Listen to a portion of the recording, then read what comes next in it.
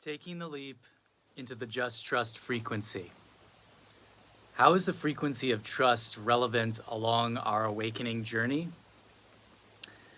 And stepping into the great mystery and stepping into the unknown, into our potential, unlocking our greatness, discovery itself. The archetype of the fool is not one who is stupid. The fool is the energy of initiation. It's the energy of coming to the ledge and choosing to take the leap. Because before all of this was created, it was nothing more than a leap of trust. It was nothing more than the spark of an idea. See, because the fool is a trickster, because the fool is willing to look like a fool. But that's where the true courage is. That's where you allow yourself to be wrong. And in that, you actually discover ingenuity. That's the breath of freshness. That's what moves stagnancy into the gift of life giving. It's like, if we only ever go according to this is how things should be, it creates an old paradigm box where we think that our only value is in moving things around, typically for other people. But when we recognize that our true value is that we are eternal consciousness having a human experience, and that engaging every single sense in the process of this now moment and allowing ourselves to take that fool's leap into the unknown, because we each have a calling. That's actually that first step on the hero's journey. If you look at the circle of the hero's journey, the story archetype, the hero is always called to the adventure. And typically before they go, they refuse the call. But then all these signs and synchronicities start to come to tell us to just trust. Take the leap.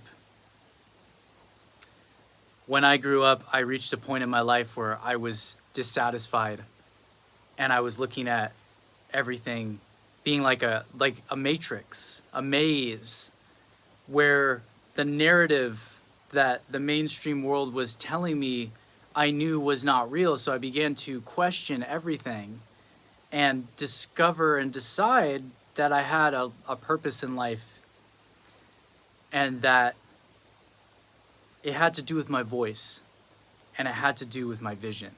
And so like that impulse came, and through my sleep, I received a dream of following synchronicities in my life and trusting that I was guided by the universe. And I woke up and actually received all of these different circumstances that led me to go travel. And I knew that I needed to connect with my tribe, and I was going through this awakening journeys. And those situations started to happen where I lived off grid, and I connected with other like-minded people, and I connected with soul family, and I connected with the earth, and had these really deep mystical experiences that I realized that we are living in a universe of energy, and that each step that I took, it was like an initiation where everything that I needed was provided for me. But it wasn't always like how I thought it was, or what I thought I even needed. I didn't even know what I needed. What I needed was to come alive. And it's like, to really answer our call is also to answer the call of our passions. And like, I saw that other people were sharing these videos online, and I saw how it was helping me along my journey. And I decided that I wanted to do that too. And I wanted to create music and write. And so one of the most powerful things along my journey has been pursuing my passions and listening for the call of spirit, because it can come at any moment. See, we think this is just who we are, but every single moment we become a new version of ourselves. We can become present in the moment to the field of all possibilities. It's kind of like that time lapse, where like the old way that they used to make animations was there was a wheel and there's a light in the center, and the clips of the film would, it's kind of like that. Each one of those is like a parallel reality, a version of yourself. And that when you lean into the trust frequency, because it's a frequency, it's an assumption. See, in the law of assumption, we understand our beliefs create our reality. A belief is nothing more than a thought that you habitually think, and your identity is made up of beliefs. So yourself is an image within the subconscious, which is the womb of creation. And it's like the canvas, and your life is the film. So when we lean into trust frequency, we're leaning into the assumption that we are supported by the universe. And we align with the reality where we are supported by the universe. And because our higher self has a greater vision for our life, and our intuition is our inner GPS of the bridge between our solar plexus, our emotional centers, and our heart, which creates a magnetic field that connects us to all of infinite intelligence. It's that mind-body connection. It's your inner GPS. Your intuition connects you straight to your higher self, straight to source. And that's why we just gotta trust, because our intuition knows better. And what I notice is so funny these days is that my intuition is always right, but I don't always listen to my intuition. And it's typically the first impulse that just feels right in your gut, like you just know. And I thought to myself, and it'll even give you information of like, how could you even know that? Like I'm walking down aisle 5 and I'm asking someone a question, and the first impulse that comes into my mind is the first answer they give. But instead of saying, is it this? Is it the first thing they're gonna say? I think of the second thing, and I'm like, it couldn't possibly be the first thing. And no, it actually is the park I was thinking about. Like the first idea that I thought was the thing that they were gonna say, but I was like, well, what if I just trusted the first impulse that I received? Why are we taught to not trust our intuition? What could that possibly serve? It does not appear to serve our highest benefit. But in the process of our own conditioning and programming to not trust our own intuition, we actually get to develop the discernment of what our intuition is, and through the experience of giving away our power to external sources. I just made a video about Spiritual Sovereignty 101, where I'm talking about that we live in a field of influences. But not every influence is straight from the source. It almost doesn't even matter where it comes from, but if you just know what is straight from your internal source, straight from your internal guidance system, straight from the highest, best possible case scenario for you, that we can connect into that infinite intelligence. We can connect into that. It's like a wave. The Tao means the middle way. See, here in this incarnate third dimensional reality, we experience the law of polarity, as the Hermeticists called it. And it's the yin and the yang. It is the positive and the negative relationships of duality that create magnetism. It just simply exists. It's not good or bad, but like an airplane designer does not use gravity to fly a plane. They design the plane to apply itself to the law of gravity, and then when you're flying, you're pretty mindful of the fact that gravity exists. You're not changing gravity. You know, you're making sure that that plane is staying up.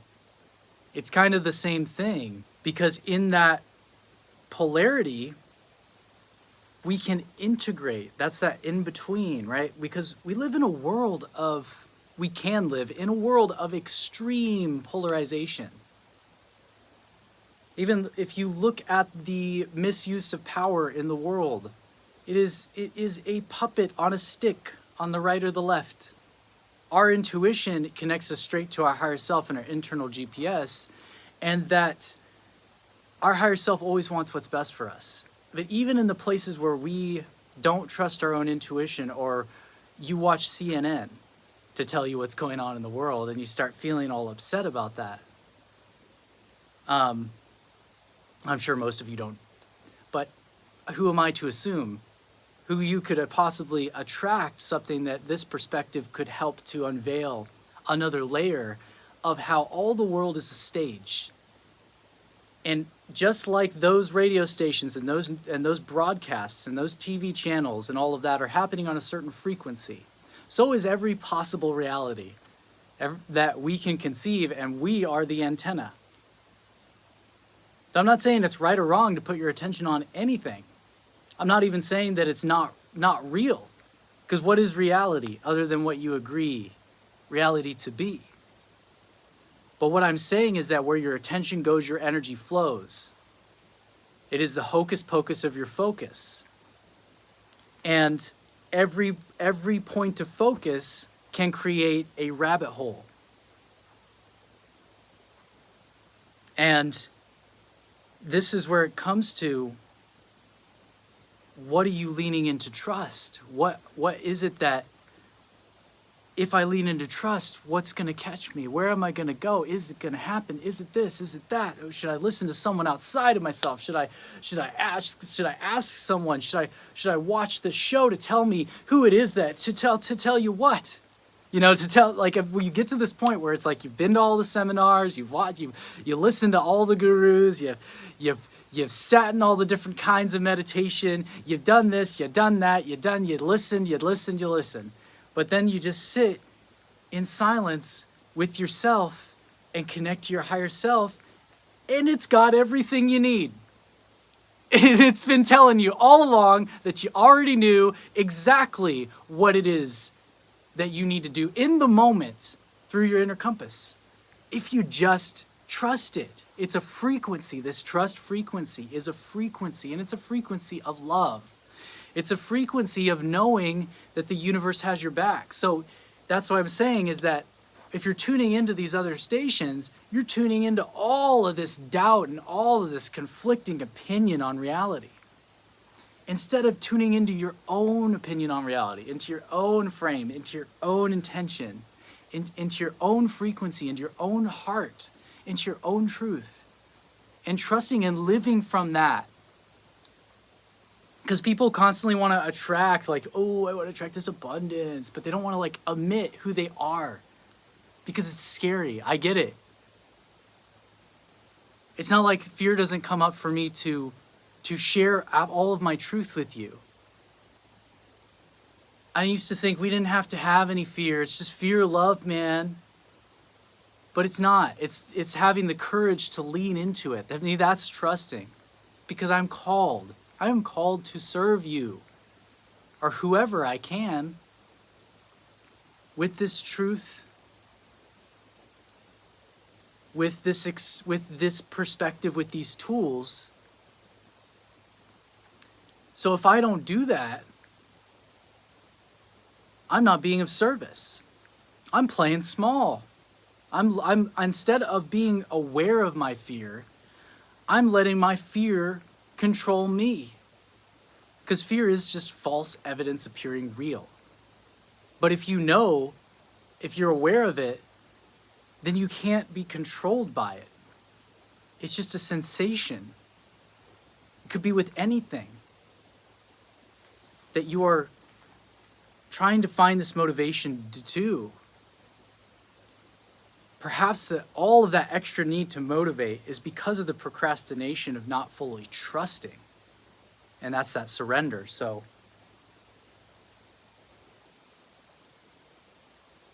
active surrender, the act of surrender. We think it's not just about oh, I'm just going to sit on the couch and meditate and think good thoughts. And like, if that's what your spirit is calling you to do in that moment, please, I'm telling you, it'll be great. It'll be a great couch meditation session.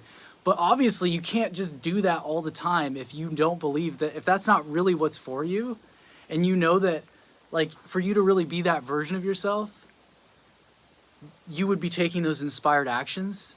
It's stepping in, it's like, as you become that version of yourself, you naturally start to take that inspired action. But if you're constantly hitting the gates, it's because of all these voices of self-doubt and self-criticism and self-blame and self-hatred. And that when we forgive ourselves, it's for giving it up. And when we give it up, we create space to trust. And it's for giving. It's for us to be of service. It's for us to emit. It's for us to create. Because that's like, trust frequency is abundance. It's the love of the universe. It's knowing that even if I can't see 10 steps ahead, that spirit knows that if I were to know what my spirit knows, maybe I can. Maybe I can right now. That it is a done deal. That it is already done in the quantum field. Your future desired dream reality, the best possible case scenario, the fulfillment of your destiny, the fulfillment of your heart's desires, your God-given desires.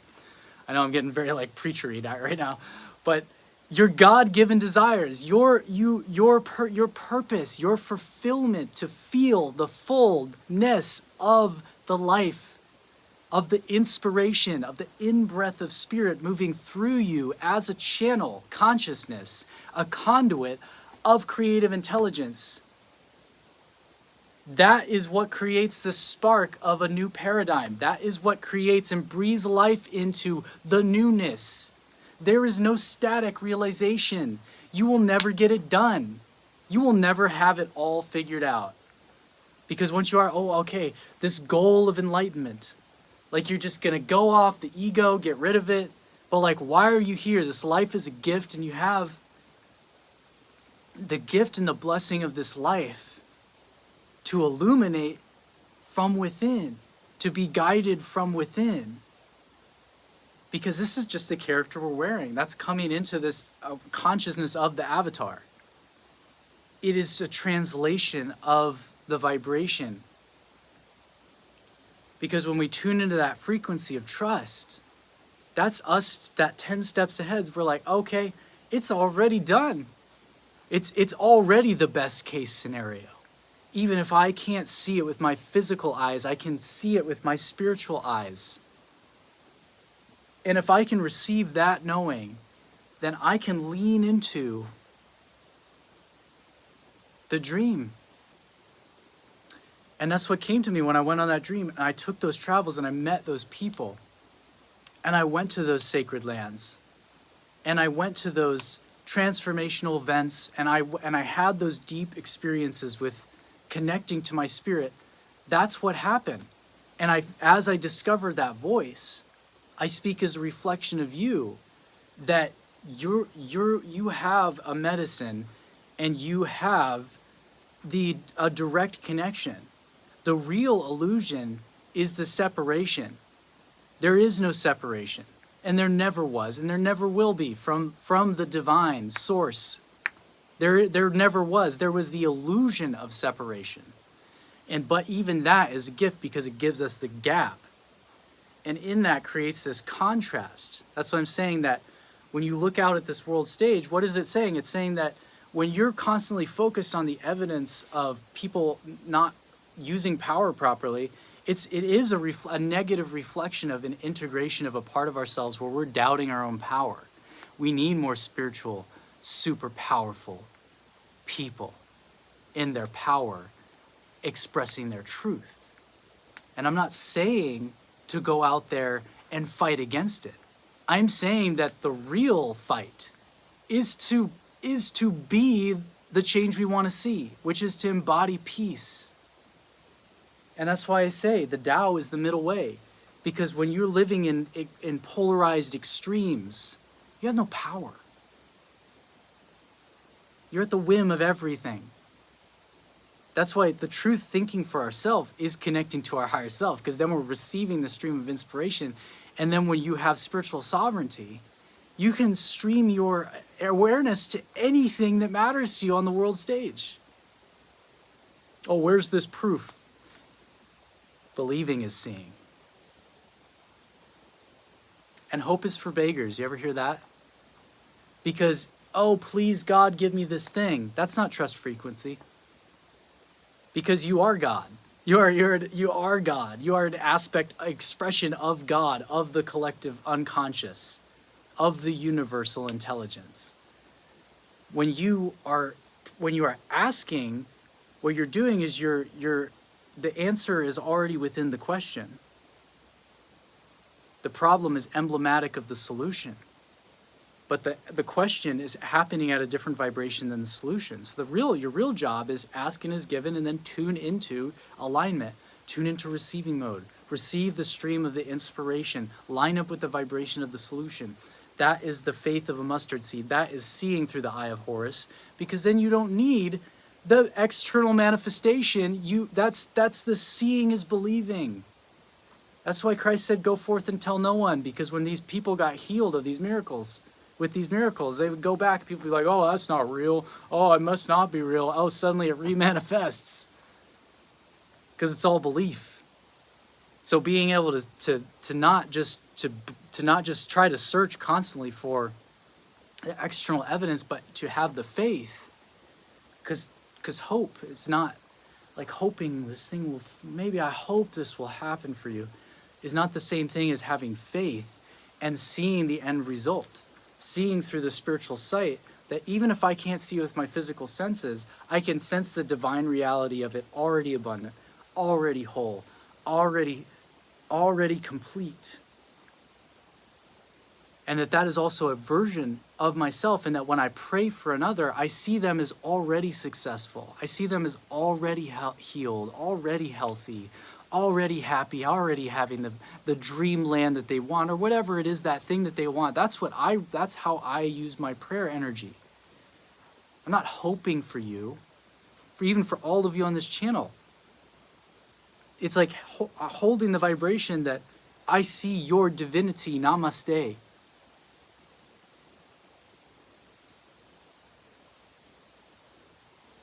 And that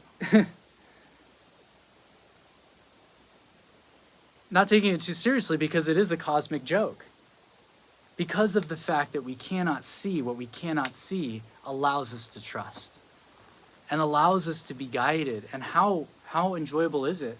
Because I'm not just saying just sit there, think good thoughts. I'm saying that it's a balance, like not getting caught in any other extreme. It's not just like take massive action. It's not just like sit there and meditate.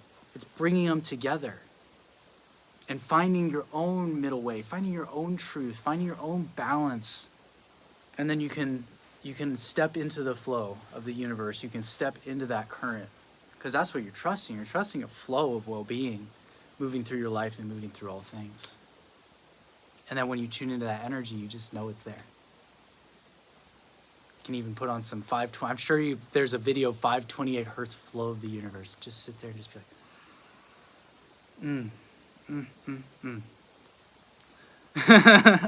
Well, thank you guys for tuning in to the Just Trust frequency. This channel is devoted to helping you tune into alignment. I'm Joshua, and we will see you on the next one. If you liked it, hit the thumbs up, leave a comment on how you're trusting like super hardcore in the universe, and subscribe. And again, the bell lets you know when I'm putting out videos pretty much every day. So, peace.